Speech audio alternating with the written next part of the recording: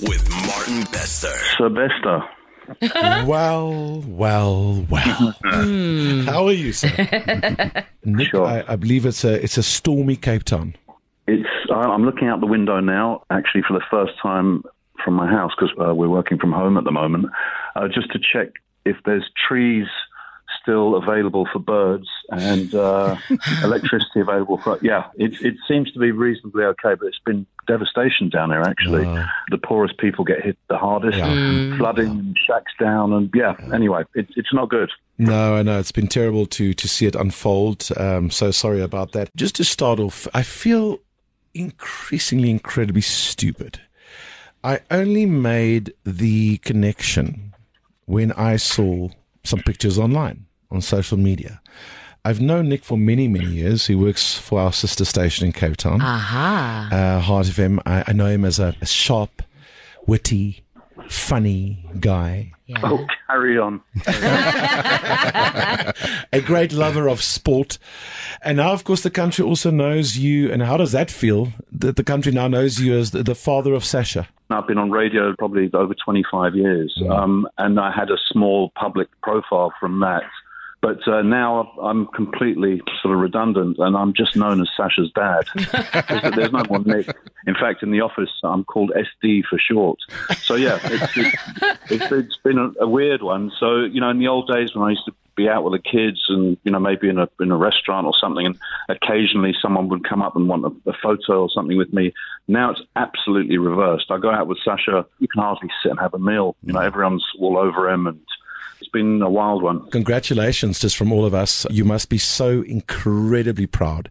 He's such a great young player. And of course, when he had that first cap, when he played for the first time, were you watching at home? I actually managed to get myself across to Twickenham. I mean, you know, I had to be there to see that and to witness that. Unfortunately, because the Springbok squad is only announced about 4 or 5 days before the actual game, I had to wait to know that he was in it before I booked a ticket. So I had to go on a crazy journey to get to London, paid huge money to get there as well, which was a bit of pain. Managed to get there. After the game, he jumped into the stand and gave me a hug and stuff. And it was kind of like, my whole world seemed like it was worthwhile for once. Sacha obviously playing for the Stormers, now for the Springboks. How's he taking all of this in? Because so young. How old is he? He turned 22 in February. It's just... So, yeah, he's still a kid. Yeah, so young. It's just instant fame, you know, playing for the Springboks. And being so good. I mean, that was a masterful, that was an impressive start. Penalty. Right he made his entrance. That penalty was everything. It really was. And I mean, without getting into detail, I'm not sure he was meant to be doing that. But, you know, when I asked him about it afterwards, he said, Dad, you know, I bang those over easily. So he took that upon himself to do. And I think it was a bit of a gamble, 3 minutes into your international debut, to take on a pretty big kick. But, you know, he planted it and gamble worked. If he had missed it, Rassie probably would have been pissed off with him. So, but, you know, he's full of confidence. For me, when I watch him play, he doesn't look any different on the field for the Boks as he did for his school or for Western Province or, you know, along the line. He takes it all in his stride, which I found quite unbelievable. You know, he hasn't got huge nerves before a big occasion or whatever. And I think because of that, he's able to do things like take on a penalty or a big kick and play his normal game. Nick, it's Kola here. And, you know, well done, obviously, to Sacha. But you're not just known as Sacha's dad because his brother is also doing amazing things. What's Nathan up to? Nathan was in a show on Netflix. It was called Too Hot to Handle, and sort of made a bit of a name for himself on that and caught himself 400,000 followers or whatever. So now he's, you know, international jet-setting influencer. I mean, you know, if you check his Instagram, it all looks really kind of like, you know, who is this guy? Private jets and red carpets, and he's at the Cannes Film Festival and the BAFTAs in London, and he's in LA. But actually, the truth is, you know, with all of these guys, and apart from the few at the very top, very few people make a proper living out of being an influencer. So it's kind of, for me, it's all, you know, he's loving what he's doing and, you know, he's managing to get by, but it's a very plastic existence for me. But, you know, what more could you want than your kids doing stuff that they enjoy, excelling at it and making a living? So, you know, I can't complain about that. He's having a good time. Look at you. Who knew?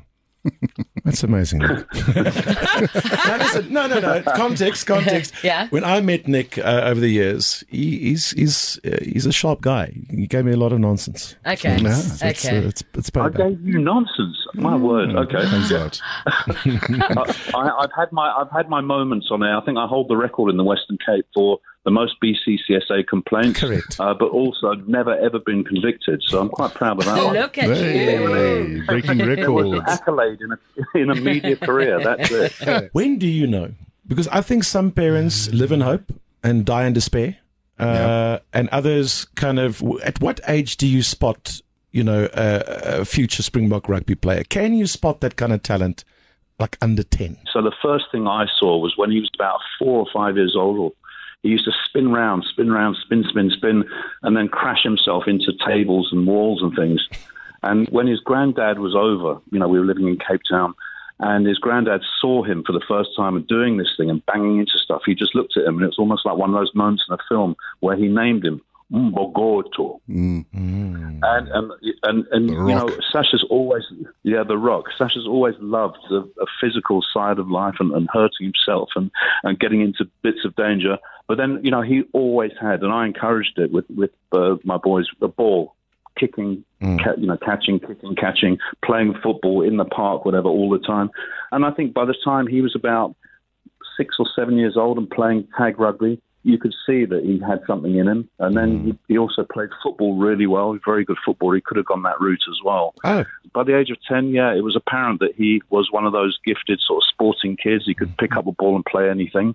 But then I think it was about 12 years old where the decision was made, predominantly by him, that rugby was the preferred sport rather than football, and then pushed in that direction. He pushed.